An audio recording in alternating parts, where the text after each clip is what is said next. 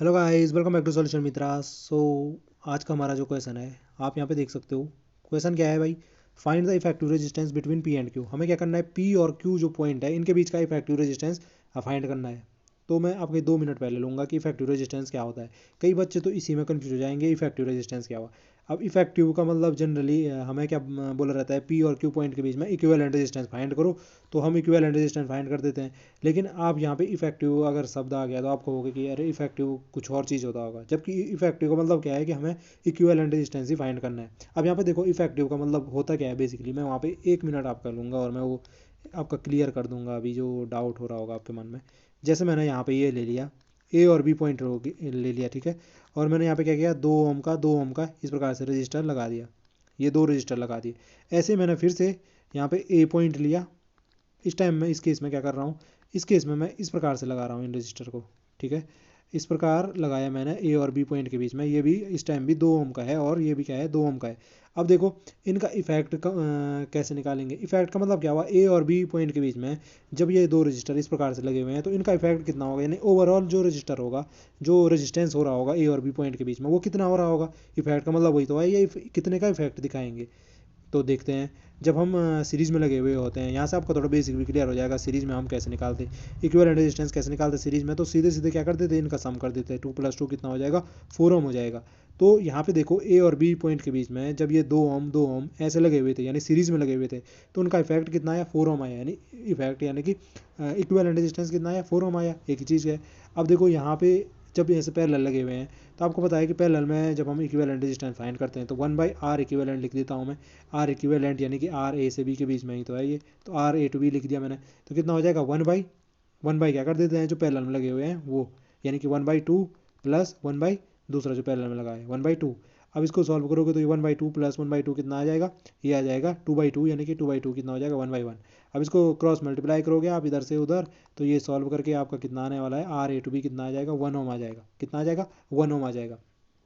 इसको इधर cross multiply किया हमने, ये बीच का हटा दो ना, ये हमने जोड़ के देखा 1/1।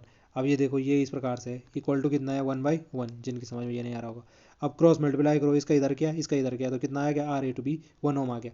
अब देखो यहाँ पे ए से बी के बीच में इनका इफेक्ट कितना आया, जब 2 ओम पैरेलल लगे हुए थे 1 ओम आया। तो देखो कितना फ़र्क पड़ गया, जब हमारे सीरीज़ में लगे हुए थे तो ए से बी के बीच में ये कैसा इफेक्ट दिखा रहे थे। देखो रजिस्टर तो सेम है ना, 2 ओम का यहाँ पे भी ये 2 ओम रजिस्टर तो सेम है, इनका दोनों का रेजिस्टेंस भी सेम है। लेकिन जब ये सीरीज़ में लगे हुए हैं तो इनका इफेक्ट 4 ओम का आ रहा है ए से बी के बीच में, लेकिन जब हमने पैरेलल लगाए तो 1 ओम का आ रहा है। तो इफेक्ट का मतलब यही है कि वो कितने का इफेक्ट दिखा रहे हैं। तो इफेक्ट का मतलब है इक्विवेलेंट रेजिस्टेंस फाइंड करना 2 पॉइंट के बीच में। यहाँ तक आप अच्छे से समझ गए होंगे। अब यहाँ पे एक पॉइंट और नोट कर सकते हो आप, कि देखो जब हमारे सीरीज़ में लगे हुए होते हैं कोई 2 रजिस्टर, सेम रजिस्टर हैं और पैरेलल में भी मतलब वही रजिस्टर हैं सेम, तो देखो उनका जो इफेक्टिव रेजिस्टेंस आता है सीरीज़ में, वो क्या आता है, ज़्यादा आता है पैरेलल की कंपैरिजन में। पैरेलल में क्या आता है, कम आएगा इफेक्टिव रेजिस्टेंस, और सीरीज़ में क्या आएगा, ज़्यादा आएगा।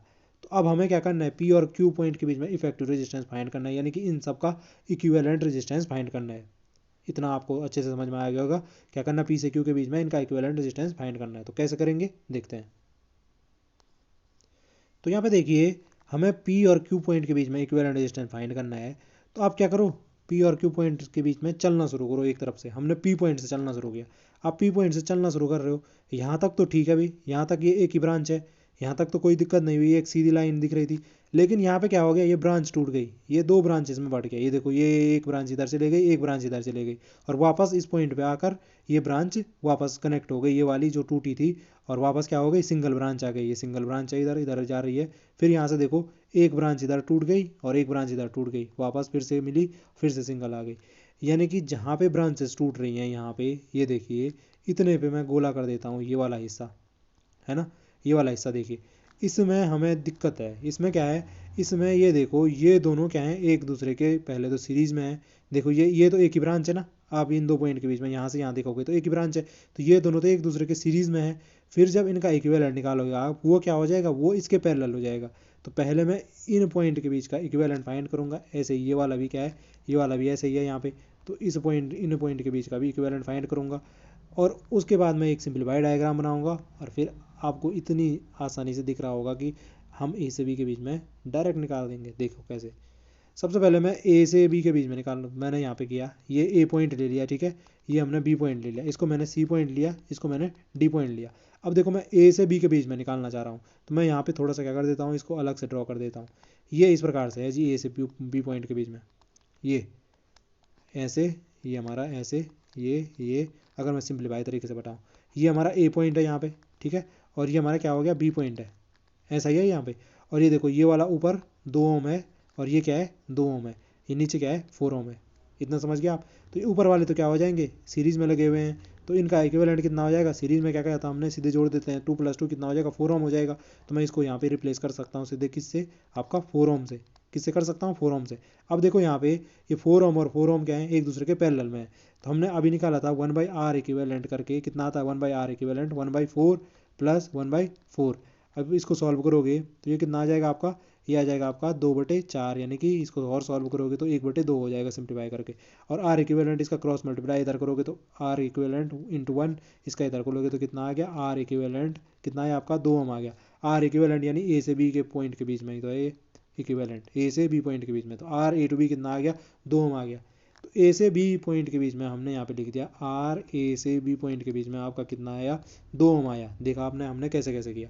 ऐसे यहाँ पे देखो सी और डी पॉइंट के बीच में जब जाओगे आप, तो सी और डी पॉइंट के बीच में भी सेम मतलब सेम रजिस्टर लगे हुए हैं और सेम पैटर्न में लगे हुए हैं। देखो ये 2 ओम 2 ओम ऐसे सीरीज में, यहाँ भी देखो 2 ओम 2 ओम सीरीज में, ये 4 ओम इनके पैरेलल में हो गया, तो इनके पैरेलल में 4 ओम हो गया। तो ठीक है जी, यहाँ पे आर सी से डी पॉइंट के बीच में भी ऐसे ही करना चाहोगे आप, तो ये सी से डी पॉइंट के बीच में भी कितना आ जाएगा इनका इक्विवेलेंट, वो आ जाएगा आपका फिर से 2 ओम आ जाएगा। कितना आ जाएगा इनके इक्विवेलेंट, 2 ओम आ जाएगा। अब देखो अब जो सिंप्लीफाइड डायग्राम बनेगा वो कैसे बनेगा। अब देखो मैंने यहाँ पे क्या कर दिया, इसका सिंप्लीफाइड डायग्राम बना दिया। अब आपको पता चलेगा कैसे। ये देखो पी पॉइंट है, पी पॉइंट के बाद मैंने ए पॉइंट बनाया यहाँ पे देखो, और ये इनके बीच में इक्विवेलेंट कितना है, 2 ओम का रेजिस्टेंस लगा हुआ है, तो 2 ओम रख दिया, ठीक है। अब यहाँ पे देखो ए से बी पॉइंट का बीच का हमने इक्विवेलेंट निकाल रखा है 2 ओम, यानी कि इन सब का हमने इक्विवेलेंट निकाल चुके हैं 2 ओम। तो ए से बी पॉइंट के बीच में ये किसके जैसे बिहेव करेगा, 2 ओम के जैसे बिहेव करेगा।